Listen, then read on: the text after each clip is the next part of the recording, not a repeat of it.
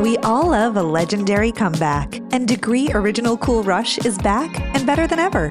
Cool Rush isn't just a scent, it's a movement, a fan favorite that delivers bold, fresh vibes and all-day sweat protection.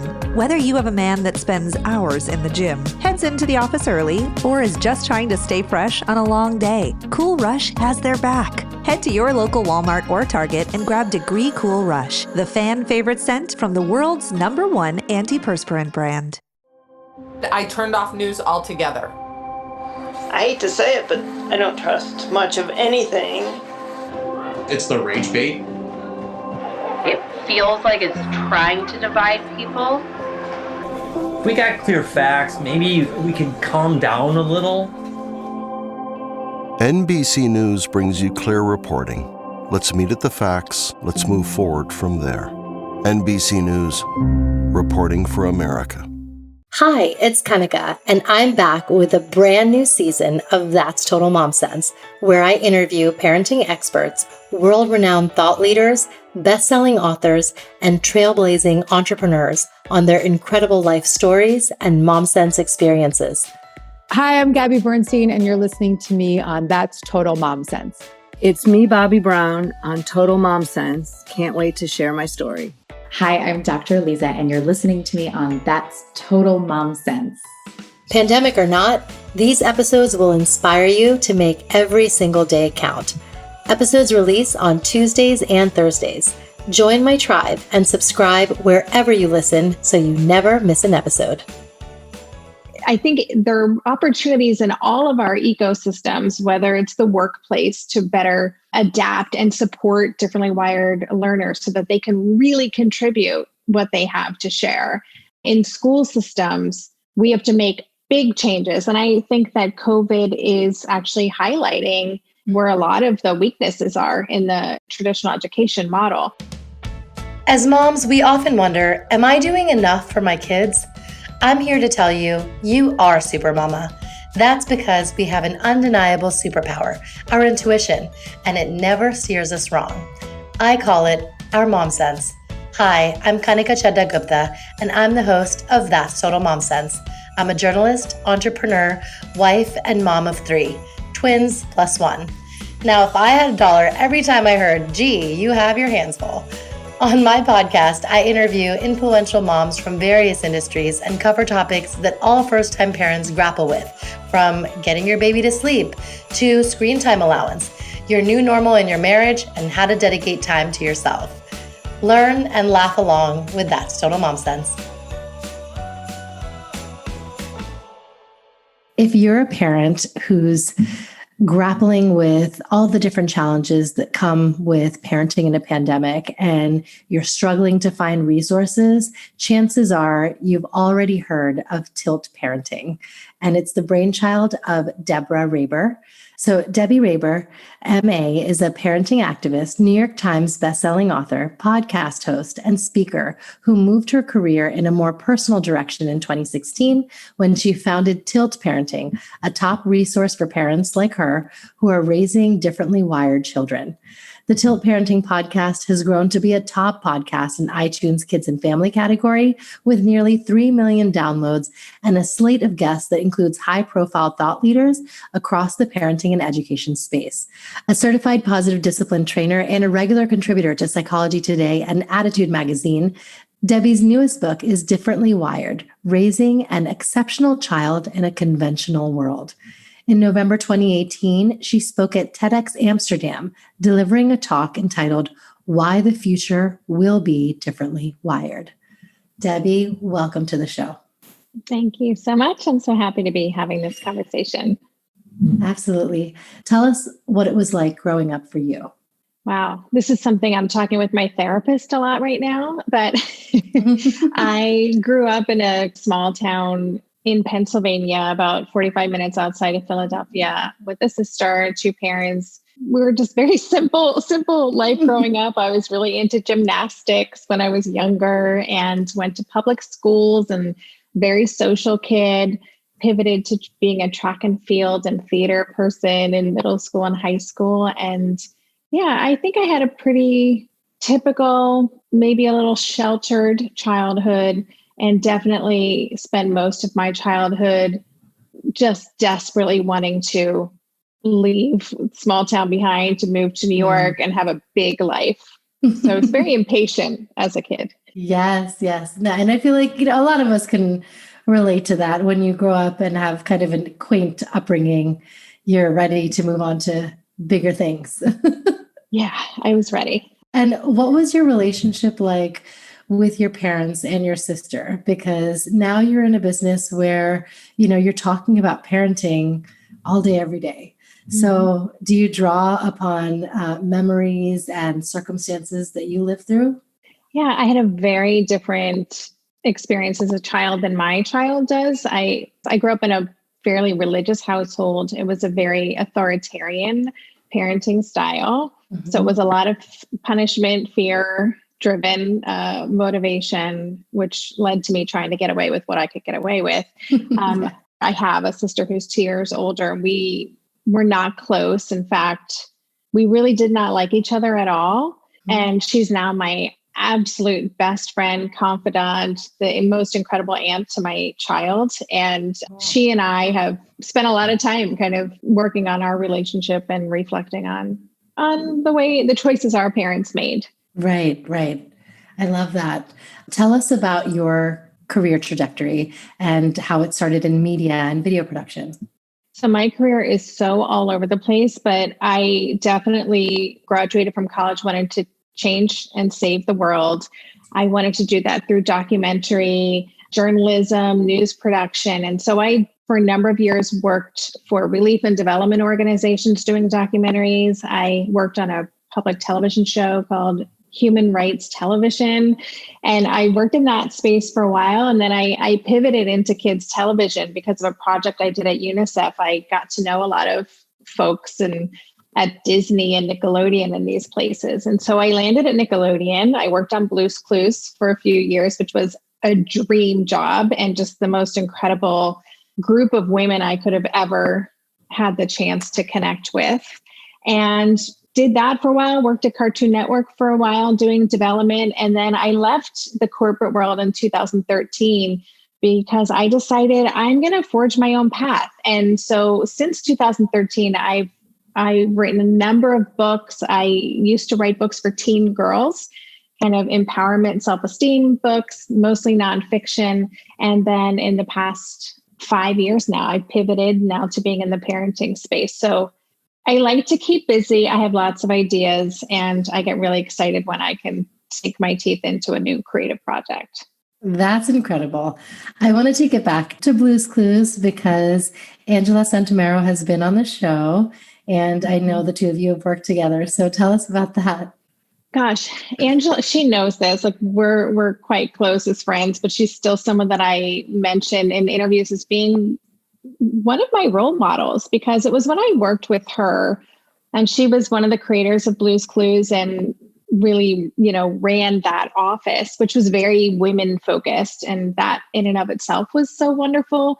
But Angela was the first person who really showed me that you don't have to wait for opportunities. You can actually think about what do you want and then work to create that in your own life. Because I think it was in my late 20s and I was still waiting for people to notice me and to pick me. And she's the one who said, you can choose yourself. And that stuck with me. Wow, that's amazing. And that's exactly what you did because you forged your own path. Yeah. So let's talk about what your motherhood journey was like, because I feel like it's tied to, your career path a little bit. Mm-hmm. Yes. And I will say first that I was not someone who knew my whole life I wanted to be a mom. I was always kind of like, we'll wait and see, but my husband and I, we'd been married for 5 years and we always it was an ongoing conversation. And when we made the choice to have a child, it felt really intentional. And I was so certain I was going to be the best, most intentional, conscious mom. I'd written all these books for teenagers and for kids, and I just got it. And then, we had a child who was not the child that I expected, in that he was much more intense, and it wasn't, he was colicky. From day one, we were kind of like, oh my gosh, this is not what I thought was going to happen. This is not what I see my friends dealing with their kids. Yeah. And so it was a kind of coming to terms with the expectations and plans I had and the vision for who I thought I would be as a mom and what was actually unfolding in my day-to-day life. So yeah, it's been a journey, but it is really the impetus for everything that I do now. So I'm so grateful for every part of it. Yes, absolutely.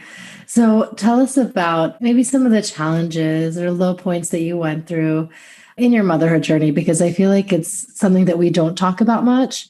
The biggest challenges were really when my son was young and we didn't really understand that he was a different kind of a learner, or that going to the sweet little preschool, we lived in Seattle at the time, that we had identified because we loved, their approach to learning and that they baked and they had movement. We just loved everything about it. Right. And it never occurred to me that we couldn't just make those choices, that really felt in alignment with us and that it would work out. And so as we kind of uncovered who my son was and really grappled in those early preschool days and early elementary days with really intense behavior challenges in school with compliance and with getting along with other kids and reading social cues and being explosive and dealing with that at home as well. And so as a parent thinking, am I doing something wrong? Yeah. Is there something going on, or is this a parenting fail? And, so there were a number of years where it just felt really overwhelming and confusing and isolating, right? Yes. We just felt like we were in this alone and no one knew how hard things were. And there's this deep sense that it's always going to be hard. Mm-hmm. And I can talk about this in more detail if you want, but ultimately, after a couple of fails in the public school and private school system for K, first and second grade, we actually made a huge life change by moving abroad for my husband's work. But as part of that, we chose to homeschool. We chose to throw out all the rules. And I just really devoted myself to becoming curious about this kid I was raising and thinking about who is he and how can we adapt to meet him where he is instead of trying to fix him or get him back on the path that we wanted to be on. And that was the start of what really turned things around for our family. Wow. For someone who does have a young child that is differently wired, what advice do you have for them to pick up on as far as cues? And what steps did you take? Was it pediatrician appointment or contacting a behavioralist? I mean, what did you take that you feel like, we didn't have to go in that direction and this direction set us on the right path to understand as parents? Mm-hmm.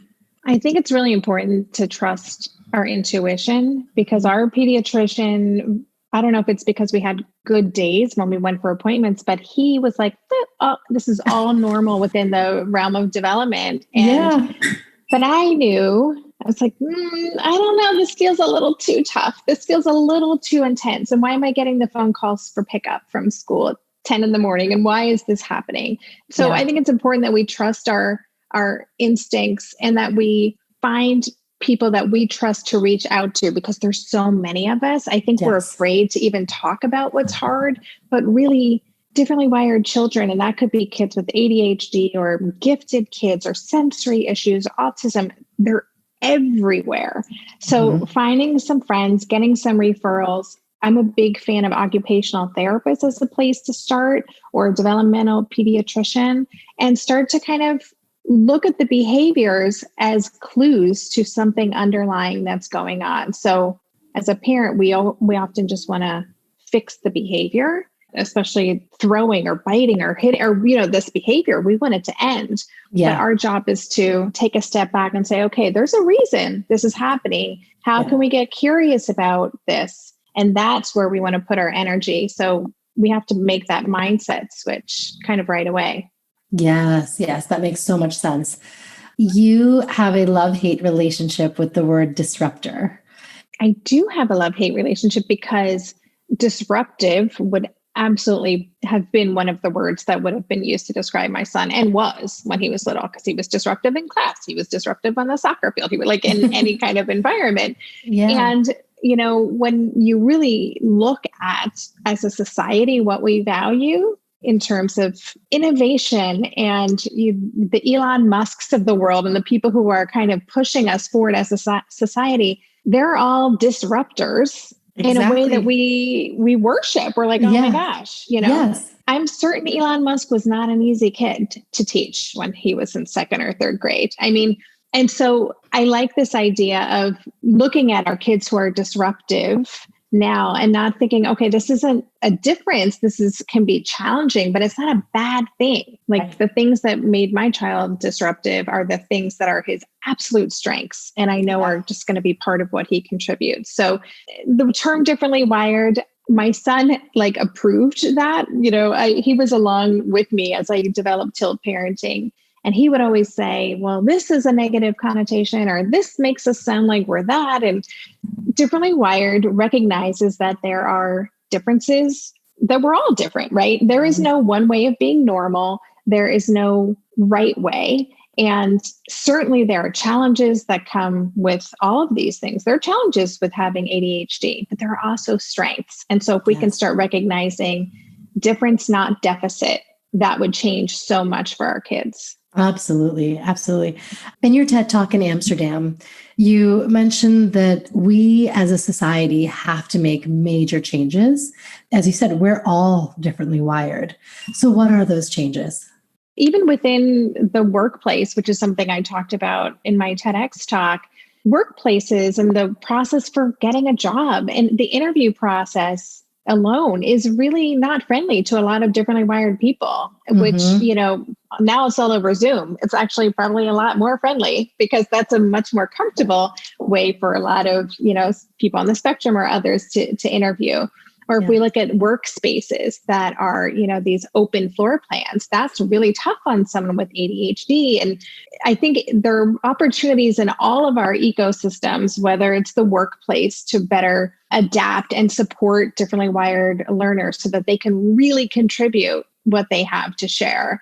In school systems, we have to make big changes. And I think that COVID is actually highlighting where a lot of the weaknesses are in the traditional education model.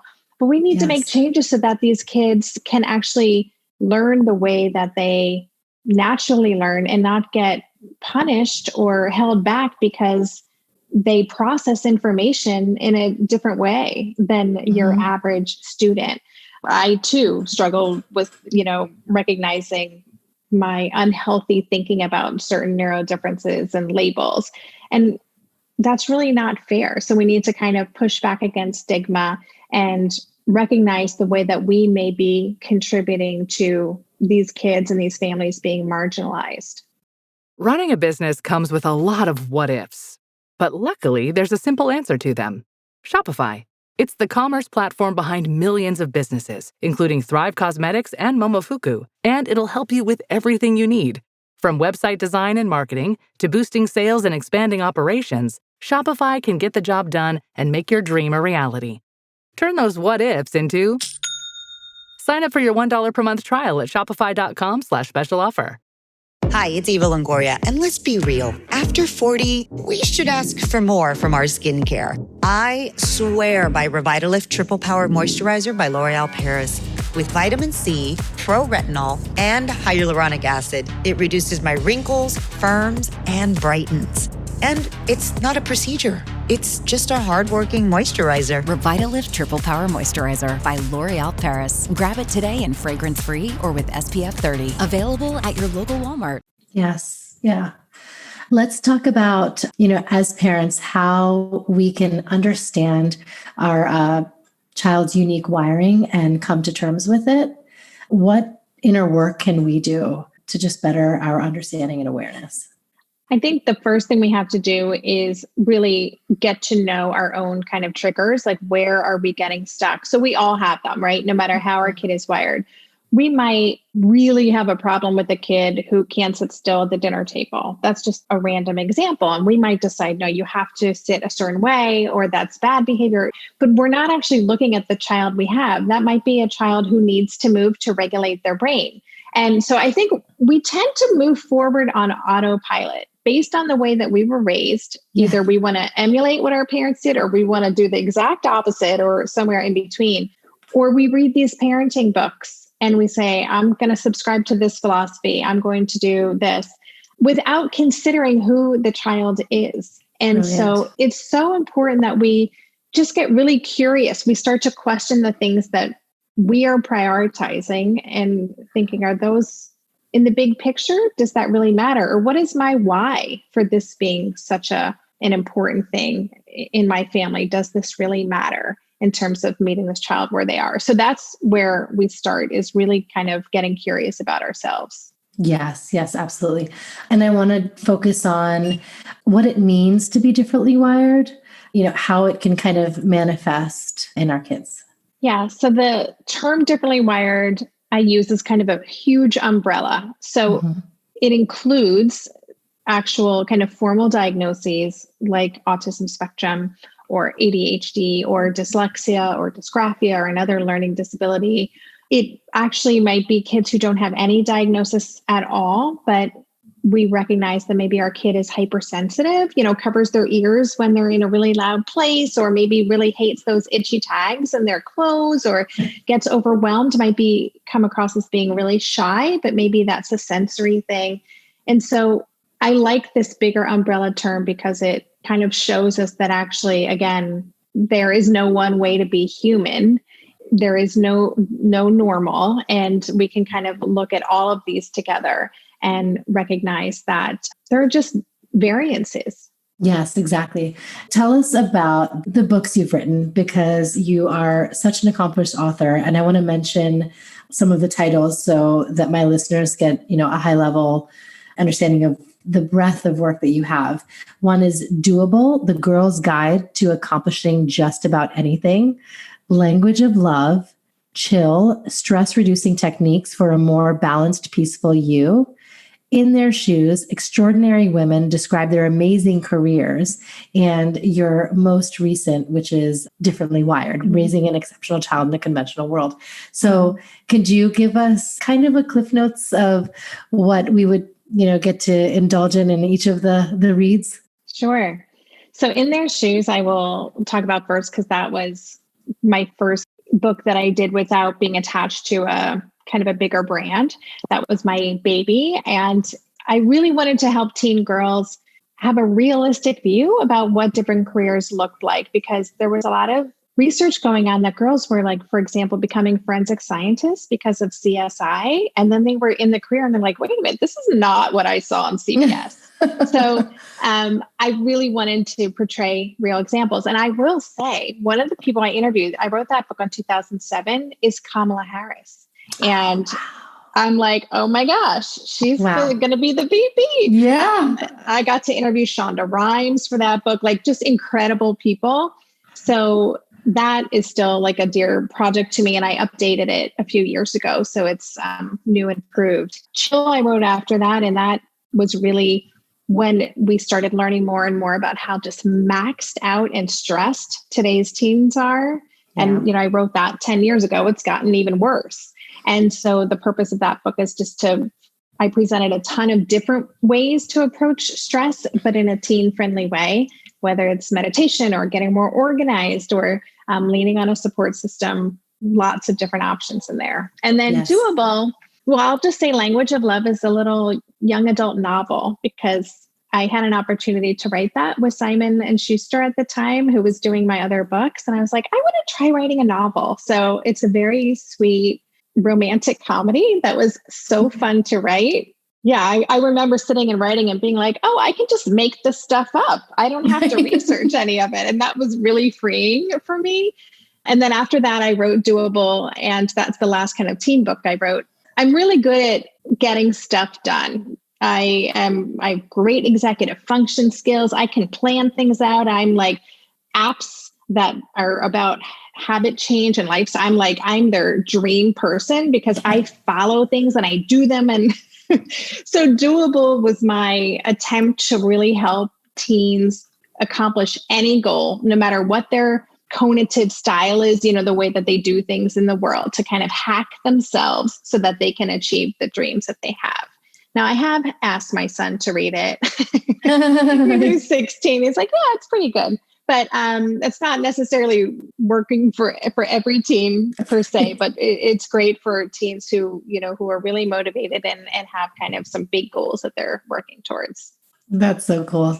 Does your son Asher kind of have a say? Is he very vocal about what you're doing with Tilt Parenting or what you're working on? Yeah, so he was very involved when I launched Tilt. And in fact, we launched it with a Facebook Live, the two of us, where we introduced this is happening. And it was really, I love looking at that little video. He's such a little guy at the time. He's been super supportive. He used to be on my podcast. He's done almost 20 episodes with me because he's super articulate. And so he could explain like, well, this is what it feels like when I get distracted, or this is what it feels like to really be into an area of interest. So I'm so thankful for that contribution that he made. Now that he's, a teen in the past few years, he's really not wanted to be involved, which is appropriate and I completely respect. So he knows what's going on. He still gets emails through me thanking him for an episode. He's proud of being a part of that. And he's super, super supportive of the work that I do. And he doesn't want to have anything to do with it at the same time. Right. I mean, he helped build it. And then, I completely respect that too. Yeah. Well, tell us about your Tilt Together community and, who is ideal to be a part of it? Or is it all parents? Yeah. So Tilt Together, I started a few years after Tilt Parenting because I got the feedback. I was actually on a book tour for my book, Differently Wired. And this group of maybe 4 or 5 moms came up to me afterwards in some stop in Pennsylvania. And they were like, we have seen each other in the community for years at soccer pickup and school drop-offs. And we had no idea that each other was raising a differently wired kid. Wow. And they were so excited because they're like, we're creating a group. We're going to start meeting together. Yes. And so that started happening more and more. And people said, can you help us facilitate groups? So I created kind of a framework and a little toolkit for parents who wanted to meet in person. And that started happening. There are like 35 or 40 groups now in the US. But then I decided, let's take this online so people can really connect with resources and each other, no matter where they are. And so Tilt Together now is a Facebook group. I think there's close to 6,000 people in it. And it is very much a place to, like I'm looking for a speech language pathologist in Missoula, or just advice. Like I'm trying this ADHD med with my child, or my kid isn't sleeping, or how do I get my child to attend to their Zoom classes? So it's that kind of community, but it's very, the whole philosophy of Tilt is optimism and positivity and strengths-based. And so that is the framework for the group. And so you don't have to have a child with a formal diagnosis to benefit from that group. If you have a child who isn't thriving in some way and you want resources, it's a great place to drop in. Now tell us about the podcast, because you have a very loyal community. And I love that, you have your Facebook Lives, which are way more interactive, and the thought leaders that you bring onto your show. So give us some highlights of that. Yeah. So the podcast, it's going to be 5 years in April, which is crazy pants to me. And weekly, really, since then, with the exception of a few little breaks. And so I had this like dream list of the guests I wanted to have on. And I think I've had all but one of them on my show over the years. Once you get a couple, then you can start reaching out to others. It's true. Tell us some of these names. I had Steve Silberman on my podcast, who wrote this book called Neurotribes, which is a huge New York Times bestseller and really changed the way we view autism and Asperger's. I've had Jonathan Fields on, who created the Good Life Project and was kind of a mentor for me for many years. He came on my show. All the Dan Siegel and Tina Payne Bryson and the authors of all the books that I grew up reading and using as my Bibles. There's a book on sensory processing disorder, and the grandmother of sensory processing issues is Carol Kronowitz. She came on my show, just all these people. It's been phenomenal. And I really prioritize also having a lot of neurodivergent adults on, because it's really important to me that I'm not just talking about this, but I have autistic guests. I have guests with ADHD. I've done specials on adults who've been diagnosed as adults and what that's like.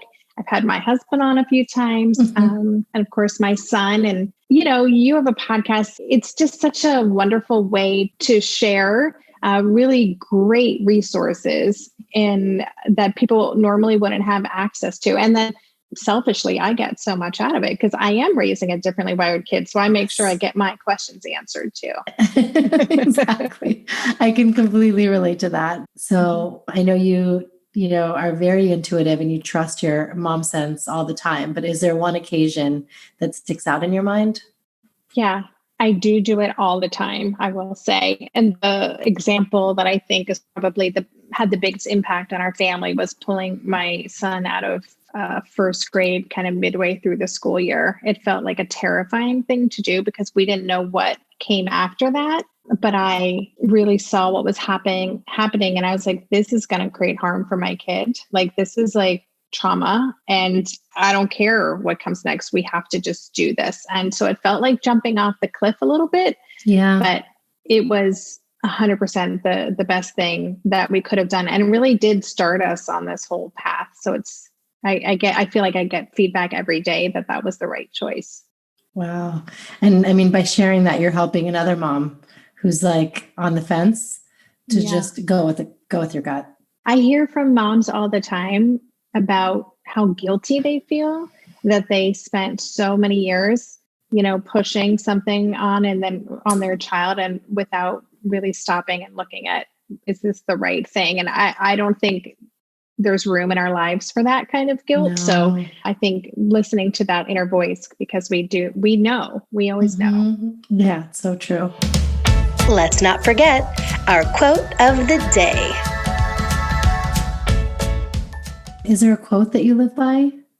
Yes, it is related to what we just discussed, but it's by Neil Donald Walsh. And it's very simple. And I have it all over my house. And it's that life begins at the end of your comfort zone. And I love that because there's nothing comfortable about parenting at all anyway. Certainly not in parenting differently wired kids. And the sooner we can embrace the discomfort and lean into that, the better we will be able to just show up and lean into what we've got. And when we do that, that's where like the most amazing stuff is. That's where real life is. So we have to kind of take that leap, so to speak. That's so true. Wow. I love the shift in perspective. Wow. It's now time for Mom Haul, when we share products we love. Okay, Mom Haul. So is there a product or app or really anything? It could be something completely basic that you are relying on these days and you want to share with the audience. Yes. Right now, like in this moment, I've been using the Calm app, which I've used Headspace in the past and took a long break. And recently I'm like, I need more of that in my life. So I've been using Calm and I really like that. And I've also been using Noom lately.